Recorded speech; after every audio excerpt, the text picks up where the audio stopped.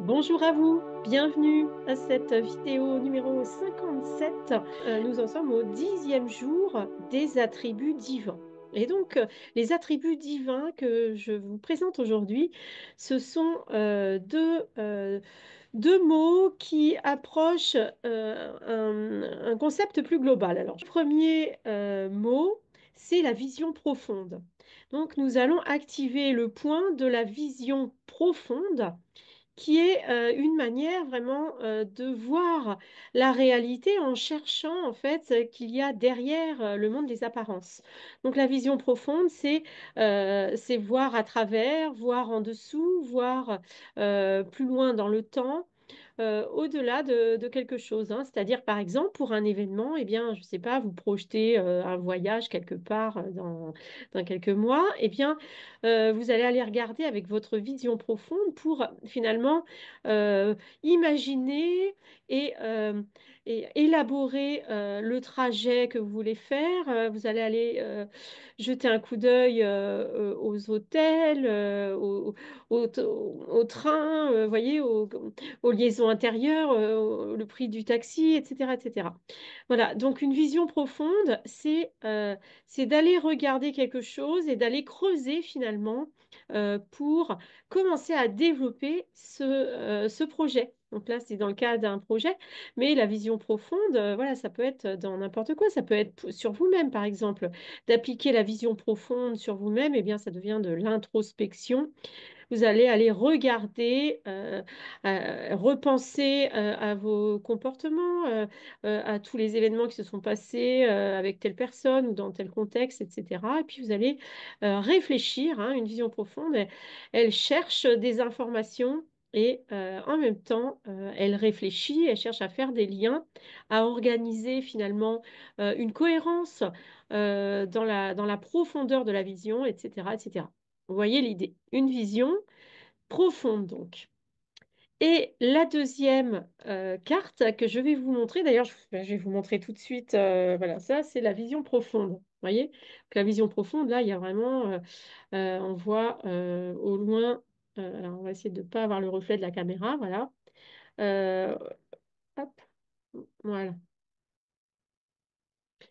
En plus, vous voyez que c'est ce qui est magnifique et j'ai vraiment pas fait exprès, c'est que les couleurs des deux cartes, finalement, sont assorties avec les couleurs de la photo. Donc, vous voyez, et vous voyez, dans les deux cas, il y a un point au milieu hein, quand même, hein. Vous voyez un petit peu l'idée là?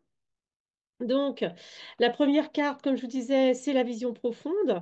Et donc, nous allons bientôt l'activer. Et justement, je vous montre vite fait avant la deuxième carte qui nous parle d'intuition, c'est-à-dire de recevoir également de l'information. Là, cette fois, pas par le visuel intérieur, mais par, on va dire, une espèce de sagesse intérieure, quelque chose qui nous descend comme ça, une information qui descend, qui apparaît comme spontanément dans notre pensée.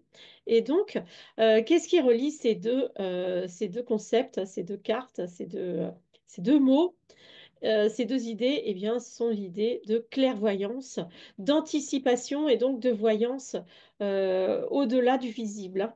Donc, nous allons activer la carte et le concept de vision profonde. Et donc, c'est à l'intérieur de notre cheville gauche. Donc, je vous invite à prendre votre main gauche, vos deux doigts par exemple, et poser euh, sous la malléole, sur votre cheville, ou à côté de la malléole, autour de la malléole en fait, hein. Vous allez poser vos deux doigts pour activer en vous la vision profonde. Donc, sentez que vous pouvez augmenter votre capacité à voir au-delà du visible à travers votre vision profonde et donc vous appuyez tout doucement sur votre cheville gauche avec votre main gauche, c'est plus simple, et sentez que vous pouvez avoir des visions. D'ailleurs, à cet instant, laissez venir à vous des visions. Donc, par exemple, vous vous posez des questions sur quelque chose sur un sujet et ayez une vision profonde de la situation. et vous allez sentir vraiment une idée extrêmement claire et précise et du visuel qui arrive dans votre conscience. Voilà, moi j'ai vu tout de suite ce que j'avais envie de voir, ce que je rêvais de voir, et bien je l'ai vu, c'est très bien.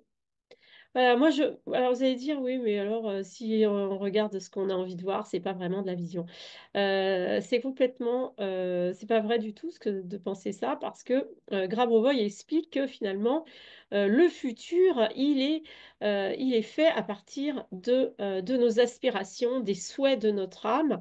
Et donc, si vous voulez, ce que vous avez envie, ce qui vous fait plaisir de rêver et d'imaginer, bien sûr, dans le respect de tous, dans le respect de la santé, le respect des autres, etc., de l'environnement, eh bien, quand vous ressentez une vision comme ça, hyper positive, même si elle a l'air mégalomane, excessive, etc., eh bien, elle est pleine de lumière et elle crée de la réalité.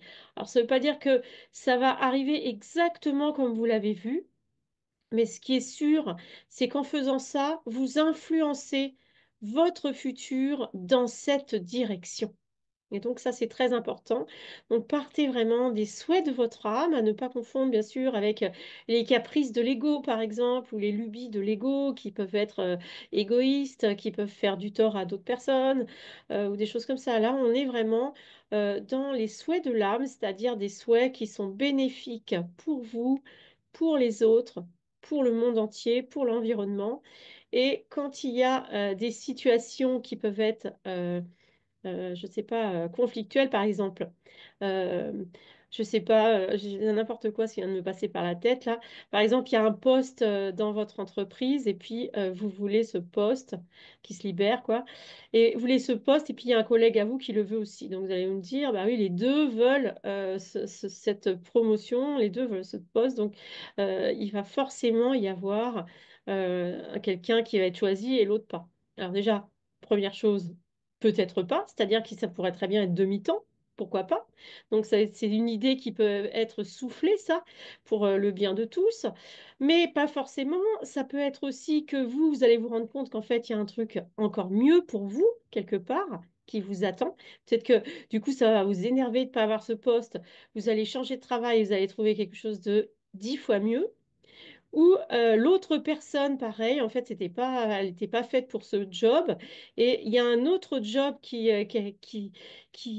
lui est proposé et d'elle-même, elle va décider de partir parce que finalement, elle a trouvé mieux ailleurs. Vous voyez un peu, l'idée là, c'est que il faut toujours voir la résolution positive pour tout le monde, c'est-à-dire souhaiter avec les personnes avec qui vous êtes en désaccord, souhaitez toujours qu'ils trouvent une solution qui soit meilleure pour eux et vous aussi, que vous trouviez toujours une solution bien plus élevée pour chacun, bien plus favorable et bien plus intéressante pour les deux. Voilà.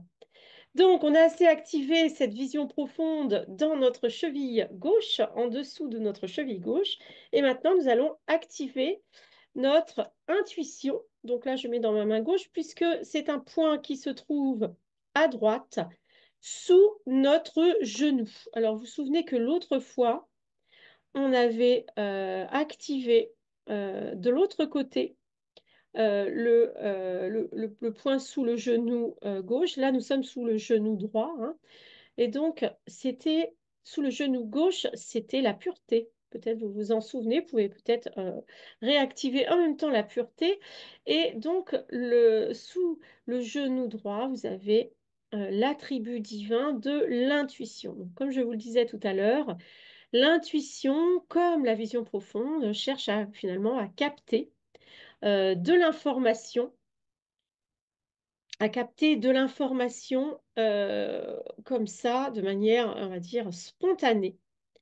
Mais encore une fois, l'intuition, parce qu'on croit toujours que voilà, ça tombe comme ça, les visions, les intuitions, que ça tombe tout seul dans la tête comme ça, sans raison. En général, il y a quelque chose, il y a un indice dehors, une synchronicité dans le monde extérieur, hein, quand je dis dehors, à l'extérieur de votre corps. Et donc, par exemple, on va aller entendre plusieurs fois le même mot. Moi, par exemple, là, dernièrement, j'ai entendu de plusieurs voix complètement différentes l'idée et le mot de mouvement. Le concept que l'information est en mouvement. Vous voyez?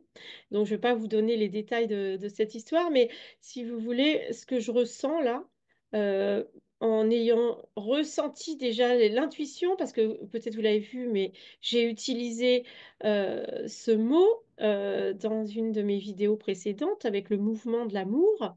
Et donc, il y a une personne qui a écrit un message sur le mouvement de l'amour et qui trouvait ça très intéressant. Et du coup, ça m'a refait deux fois de suite, ça m'a réinterrogé sur la pertinence de ce mouvement de l'amour.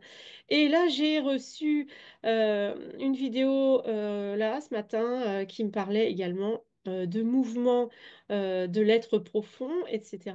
Et donc, du coup, voilà, je vois vraiment une intuition là. C'est des synchronicités, c'est-à-dire que ça me donne un enseignement et ça, si vous voulez, dans mon chemin intérieur, dans ma pensée, mon cheminement intérieur, eh bien, c'est très pertinent cette idée de mouvement, même si on la retrouve bien sûr dans, dans plusieurs textes de Grabovoi. Mais là, ce mot-là, le mot mouvement, il me parle beaucoup là ces jours-ci. Et donc, euh, vous voyez, ce que je voulais dire en vous donnant cet exemple-là, c'est que l'intuition, elle peut emprunter de nombreux chemins pour arriver jusqu'à vous. C'est-à-dire qu'il va y avoir des petits détails. C'est comme une enquête, hein. Il le dit d'ailleurs Grabovoi dans plusieurs textes, que de comprendre le monde, un système d'investigation, c'est-à-dire on mène l'enquête, quoi. Et moi, depuis que j'ai conscientisé ça, je me suis mis à regarder à nouveau des films policiers. Bon, alors c'est un peu toujours les mêmes scénarios, mais si vous voulez, je me suis rendu compte que j'ai toujours tripé, moi, j'ai toujours eu le goût de mener des enquêtes, de chercher c'est pas forcément des preuves, mais chercher des indices, voilà, et trouver des faisceaux d'indices concordants. C'est quelque chose, et Grabovoi parle de ça. C'est-à-dire que la vie, comprendre le monde, comprendre l'information, évoluer vers le futur, c'est suivre des indices, suivre des signes. Et l'intuition, eh bien, nous envoie des signes. La vision profonde nous montre des signes dans la profondeur. Tout ça, eh bien, ça va dans la même direction. Donc, je vous rappelle qu'on a toujours notre doigt sous notre genou droit et que nous activons davantage notre intuition en appuyant sous notre genou droit. Donc, sentez votre intuition qui va augmenter. Moi maintenant, j'en suis vraiment là à chaque fois qu'il va se passer quelque chose, même sur des petites, je sais pas, quand quelqu'un vient me voir ou des choses comme ça, j'ai quelqu'un que je ne connais pas et tout, je vois à l'avance si je vais avoir, si ça va être bien ou pas, si ça va être un moment agréable ou s'il va y avoir des choses difficiles à gérer ou pas. Si ça va couler de source ou si ça va être un travail. Et ça, dans toutes les situations, je le sens maintenant. Donc, il suffit dès que je commence à m'inquiéter, entre guillemets, hein, c'est pas vraiment une inquiétude, mais on va dire quand je commence à y penser, eh bien, je me pose donc la question clairement, parce que si je me pose pas la question clairement, que ça reste flou, là, ça va vers la cata, c'est que je veux pas voir la réalité, hein, donc ça, c'est pas bien. Donc, quand je commence à sentir que je pense à ça, je conscientise, je me recentre et je regarde dans le futur ce qui va se passer. Et généralement, j'ai pas forcément du visuel. Je suis pas spécialement visuelle. Je suis plus intuitive que visuelle. Mais par contre, j'ai des certitudes si ça va se passer correctement, si ça va être une grande joie, si ça va être moyen ou pas. Voilà, je suis capable d'évaluer. Vous voyez? Et donc, c'est l'intuition, plus vous allez l'utiliser, plus vous allez être précise dans votre réception de l'information. Voilà. Donc, ce que je voulais vous dire en conclusion de cette vidéo, c'est que euh, ces deux attributs divins nécessaire à l'être infini, hein, parce que nous sommes toujours en cours de métamorphose vers notre être infini. Et d'ailleurs, l'apothéose, c'est dans la vidéo suivante, la vidéo 11, que je vais tourner juste après, puisque là, aujourd'hui, on est déjà le 11 et que je suis en train de faire la vidéo 10, mais je vais la faire aujourd'hui, promis, juré, craché. Donc, non, je crache pas. Voilà, donc nous sommes en train de d'élaborer le portrait de notre être infini et de nous métamorphoser en un être infini, c'est-à-dire un être qui a conscience de son éternité. Alors beaucoup d'entre vous croient déjà à l'éternité de l'âme. L'âme, par définition, c'est un concept éternel, mais souvent on dissocie l'âme du corps. Chez Grabovoi, le corps participe finalement au développement de l'âme, au rajeunissement de l'âme, l'évolution de l'âme et donc réciproquement, c'est-à-dire que le corps, du coup, grâce à l'action de l'âme qui est toujours plus importante et toujours plus, on va dire, incarnée, plus notre âme est incarnée, plus notre corps est éternel. Voilà l'idée. Et donc, pour moi, un être infini, c'est ça, c'est un être qui développe la connexion entre son âme et son corps. Et grâce à cette fusion, ce mariage, cette connexion, bien sûr, avec l'action de l'esprit, hein. L'esprit, c'est l'action de l'âme. Donc l'âme, elle communique avec le corps, soit directement dans le corps, soit à travers l'esprit. Et bien sûr, la conscience joue un grand rôle aussi. La conscience, c'est là où peut s'installer notre libre arbitre et où nous avons la liberté finalement d'accélérer le processus ou de le ralentir, hein. Donc, tout ça pour vous dire quoi? Pour vous dire que plus vous allez développer votre intuition, votre clairvoyance, votre faculté de vision, aussi bien du futur que du passé, que d'un autre lieu, une vision à distance, en fait, hein, la clairvoyance, des moments où vous développez votre clairvoyance, eh bien, votre corps devient de plus en plus éternel, hein. Finalement, plus vous vous ressentez au niveau de l'âme et au niveau de l'esprit, plus vous vous ressentez dans l'infini comme un être infini, plus votre corps est en bonne santé, plus votre corps rajeunit et plus vous devenez éternel. Et c'est ça la métamorphose. Et je vous en dis pas plus, je vous retrouve dans la vidéo suivante pour vous dire les deux attributs divins qui me semblent fondamentaux pour cette métamorphose vers notre être infini, hein, parce qu'en tout, il y en a 44. Là, vous en aurez vu 22 pendant les 11 jours. Donc, si vous voulez voir les autres, bien, je vous invite à, à faire avec moi des séances de MF Balancing Technique où nous activons tous ces points les uns après les autres, où on regarde quels sont les points importants pour vous personnellement. Et voilà. Et donc, mais voilà, bon, c'est pas quelque chose, bien sûr, qui va. Enfin, moi, j'aime bien, hein, bien sûr, je l'ai fait, et puis voilà, je l'ai fait plusieurs fois, et ça, j'aime beaucoup ça.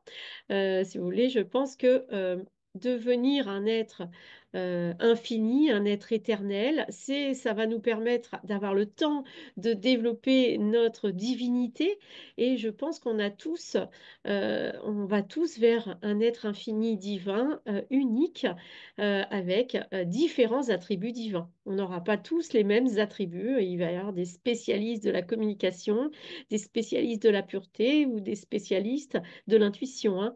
Mais voilà, c'est intéressant de, de se connaître, hein. C'est encore et toujours la même chose. C'est connais-toi toi-même. Et pour moi, la vie éternelle euh, d'un être infini, eh bien, ça permet vraiment de se connaître soi-même et sans passer par la case mort, parce qu'il y a beaucoup de gens qui pensent encore qu'il faut mourir pour monter d'un cran au niveau du karma. Pas du tout, hein. C'est fini ce temps-là. Maintenant, on évolue ici et maintenant sur la Terre on devient éternel maintenant, c'est-à-dire on arrête de tomber malade et on arrête de croire qu'on va mourir. On se dit, bah voilà, je suis là et je continue, je me relève toujours, je recommence toujours quand je fais des erreurs et je m'améliore infiniment et c'est ça un être infini. Voilà. Bon, je vous laisse, je serai bavarde davantage peut-être tout à l'heure ou peut-être pas, vous verrez bien.